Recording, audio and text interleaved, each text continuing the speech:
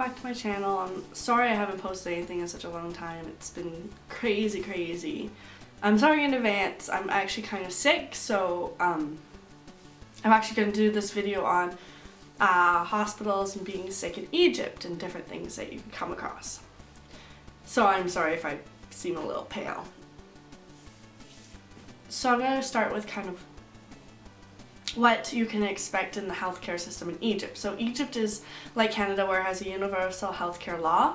However, this doesn't apply to expats. So if you are planning to come to Egypt, please make sure that your work has a healthcare that covers you, or find a good healthcare coverage for you while you're in Egypt.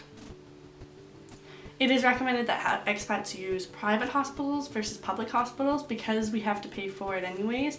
There are higher standards of care in a private hospital versus a public hospital, so more to what we expect as expats in our own country.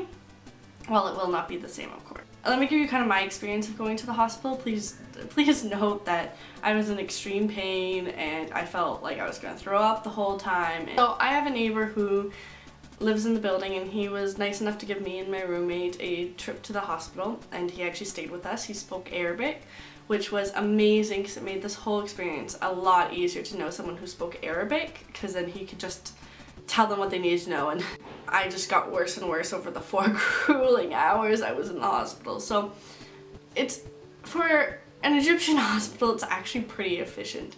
I say that because there are a lot of things in Egypt which actually aren't that efficient or don't work as they should be planned, but this actually worked really well. So when we arrived, we got a number that we had to stick with the whole time.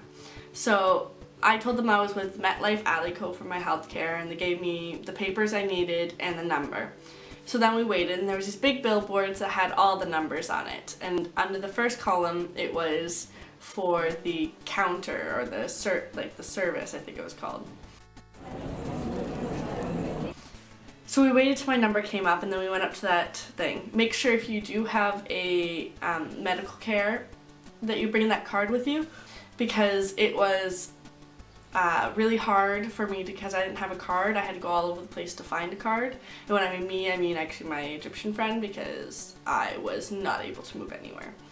Finally, when I got my insurance all covered and they filled out the forms for me, then we had to go sit back down, and then we waited for my number to come up in the second column, which is for the primary assessment. So this is like where they measured my height, my weight, my temperature, my blood pressure, and asked me if I had any pre-existing conditions. And then we went on. So we had to wait again for the third column now, the third and final one. So the final one was actually to go in and see the doctor. Now, so just to let you know, it's my throat that hurts.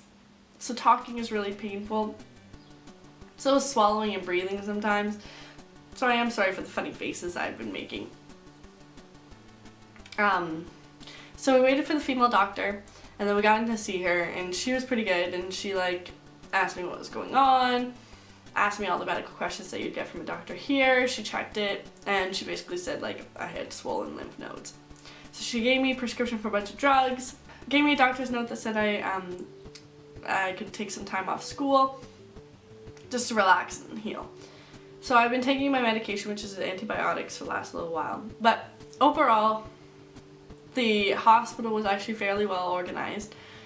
So my medical coverage covered everything because it was under my health care. So all I had to pay was £25 for the first time fee, and then now whenever I go back, I don't have to pay anything as long as I fill out the form.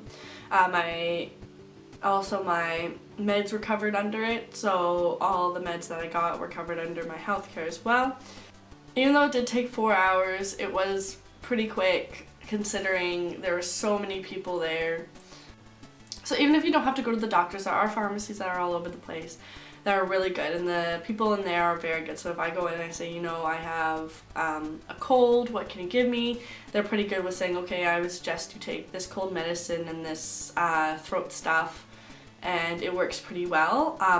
Also, medication is extremely cheap here. I got some ibuprofen. There's 30 tablets.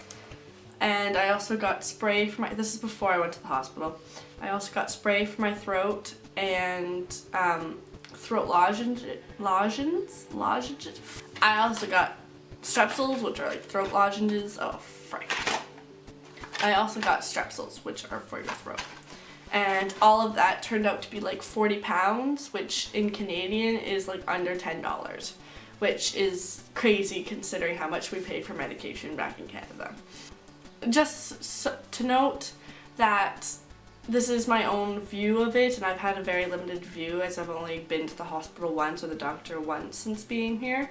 So please don't take any of this offensively, it's just kind of the way that I see it, so I'm not saying this to insult anyone or anything. But overall, I think it was a pretty good system. I hope to put another video out maybe soon, maybe not so much once a month like I've been doing.